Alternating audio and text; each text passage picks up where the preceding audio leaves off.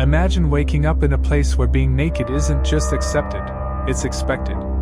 Where clothing is optional, but confidence is not.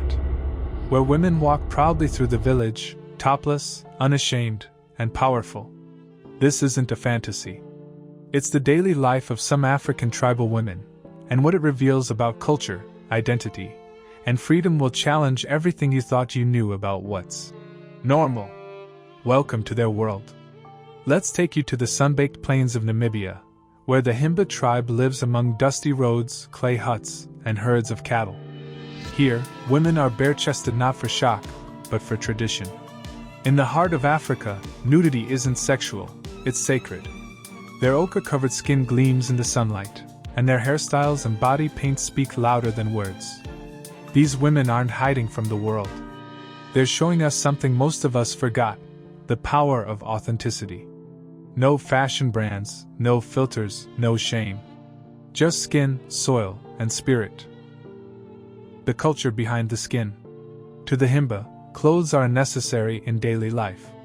Why wear fabric when your body tells your story? From the age of puberty, girls begin learning how to adorn their skin with red ochre mixed with butterfat, a practice passed down for generations. This isn't just skincare, it's a cultural shield, a spiritual ritual, and a symbol of pride. Toplessness is a language here. Necklaces indicate age and marital status. Hairstyles change with motherhood. Every detail, from the way they walk to the way they sit, is full of tradition. This tribe, and many others, challenge the Western notion of modesty. In their eyes, hiding the body is strange. Covering up might even seem dishonest. And once you see life through their eyes, it starts to make a strange kind of sense. How the outside world reacts. Tourists often visit Himba villages wide-eyed and awkward, unsure where to look. Cameras flash. Comments whisper. Some laugh nervously, others stare.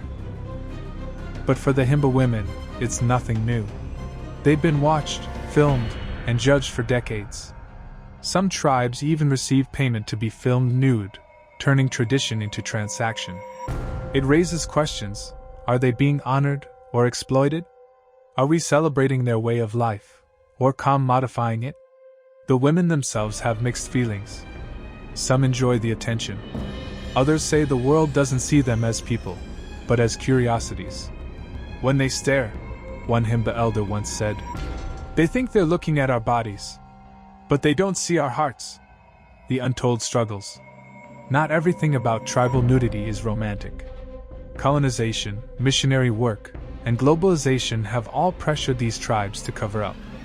In some villages, young women wear Western-style bras and shirts, not out of choice, but shame. They're told their culture is uncivilized. That nudity equals poverty. This cultural erosion is happening faster than ever. Smartphones bring judgmental TikTok comments into villages. Missionaries offer clothes in exchange for Bible studies. Governments push modern dress codes in schools. And so, every bare-chested woman becomes a quiet protester, resisting a world trying to change her. When nudity is power. But let's not forget the other side, empowerment. In many tribes, the body is a symbol of spiritual strength. Girls are taught from early on that their bodies are not to be hidden, but honored. In fertility rituals, puberty ceremonies, and ancestral dances, the body plays a central role. Being nude isn't about exposure, it's about expression. These women wear their lives on their skin. Scars from childbirth. Patterns from tribal marking. Paints from sacred ceremonies. Our skin speaks to our gods, said a Herero woman in Botswana. Clothes only speak to other people.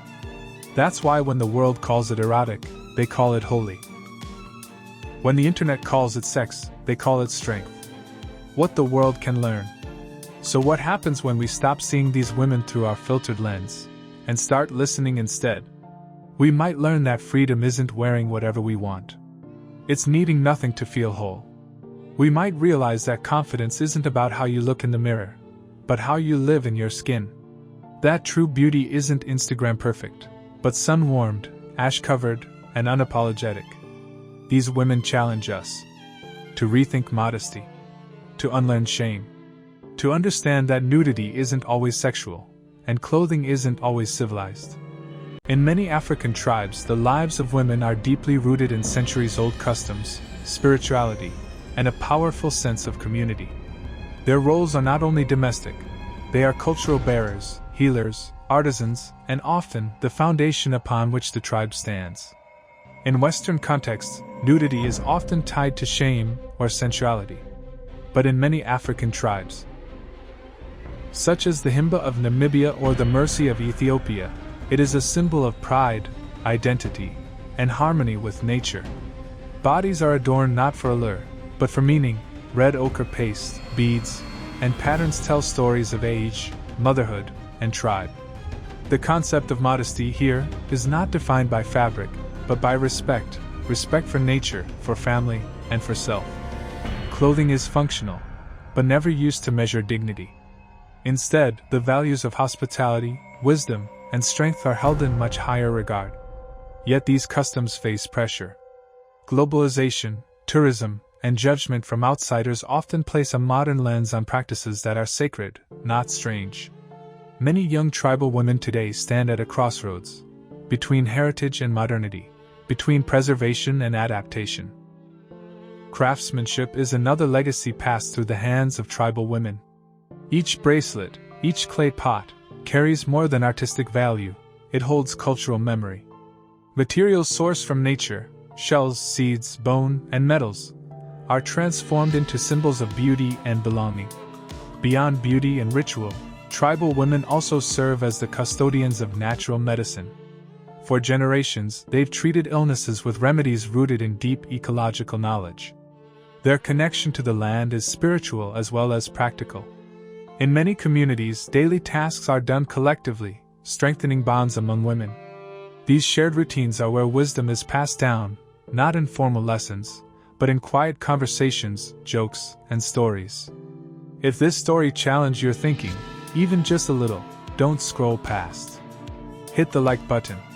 Share this with someone who still believes nudity equals weakness. Drop a comment. Could you live in a tribe where naked means normal? Would you be judged? Or would you judge them? And if you want more raw, real, and revealing stories from the tribes the world tries to forget, subscribe now. Because what we uncover next might be even more shocking than this.